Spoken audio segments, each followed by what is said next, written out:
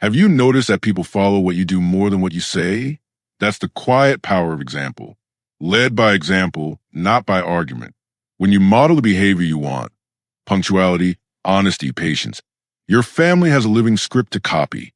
Think of Robert, a father who'd always told his adult children to manage money responsibly while often arriving late and canceling plans. He changed one thing. He began arriving on time, paid his bills on schedule, and kept small promises. Within months, his family began to treat his time with more respect. Why it works? People watch for patterns. Practical steps. Choose one visible habit to embody for 60 days. Announce it briefly, then simply do it.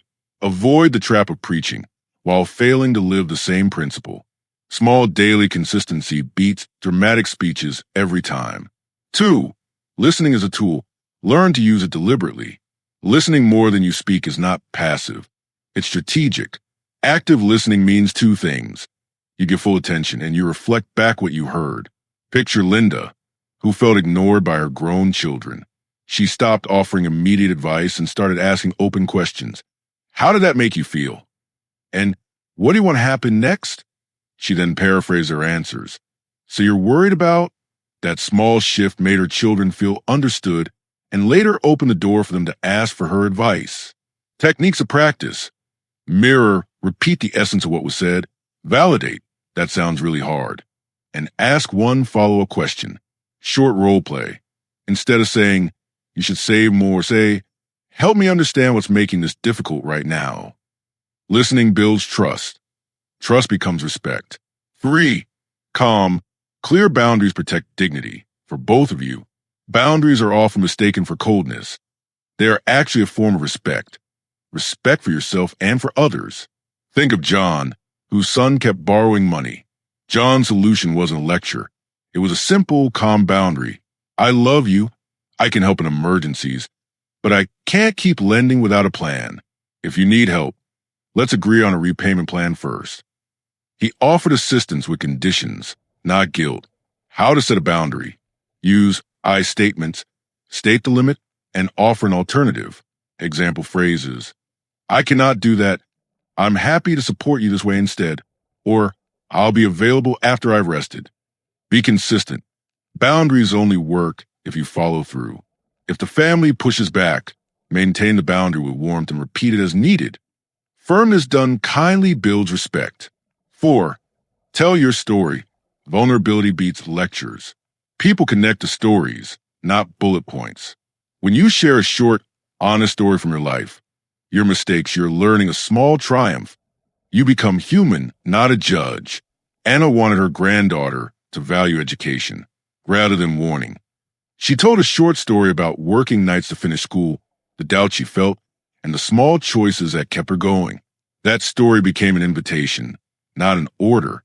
How to craft a good story. Keep it under 2 minutes. Focus on a turning point. Include what you felt and end with what you learned. Avoid moralizing language like you must or you should. Stories open empathy. Empathy creates the space where respect grows naturally. 5. Reliability in small things is a quiet currency of respect. Respect often comes from reliability. Doing the little things you say you'll do. Call when you say you'll call. Show up to family dinners. Return texts within a reasonable time. These small actions accumulate trust. Consider a promise bank. Every kept promise is a deposit. Every broken promise is a withdrawal. Over time, deposits build a reputation.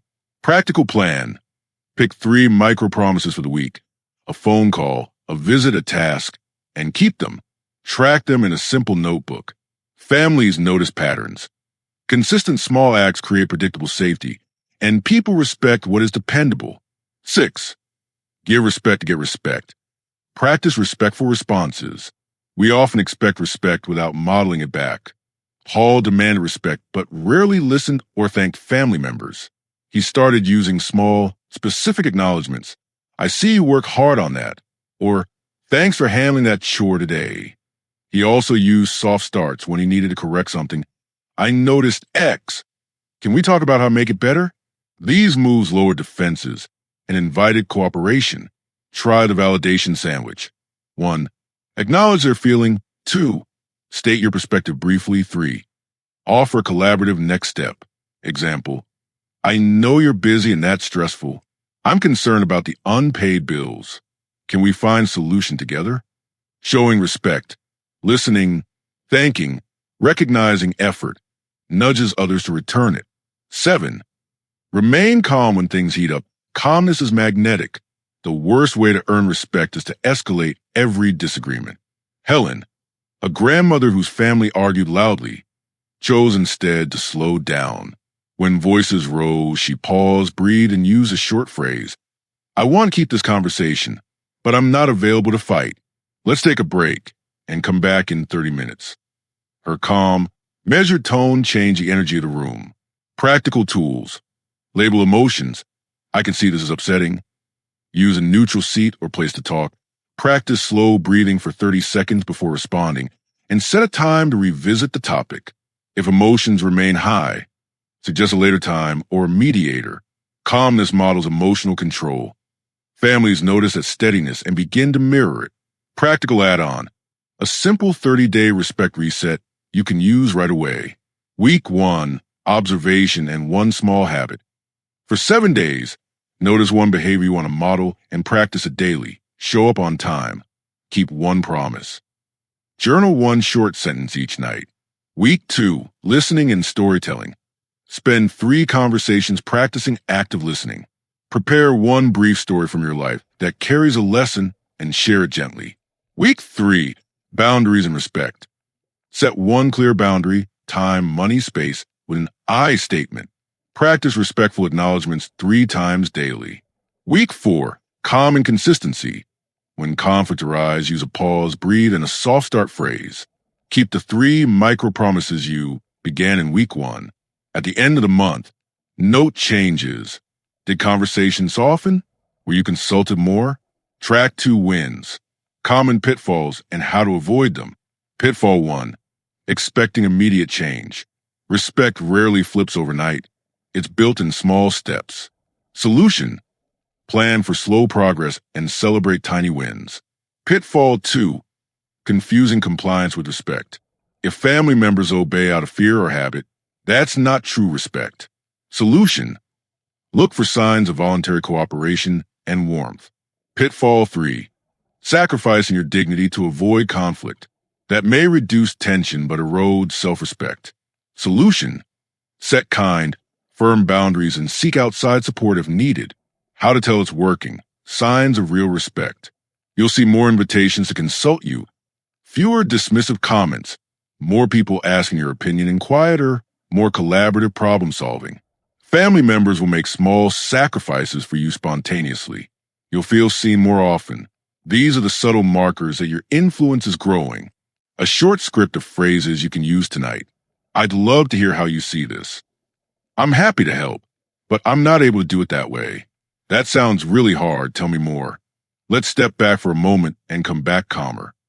Thank you for taking care of that. I noticed.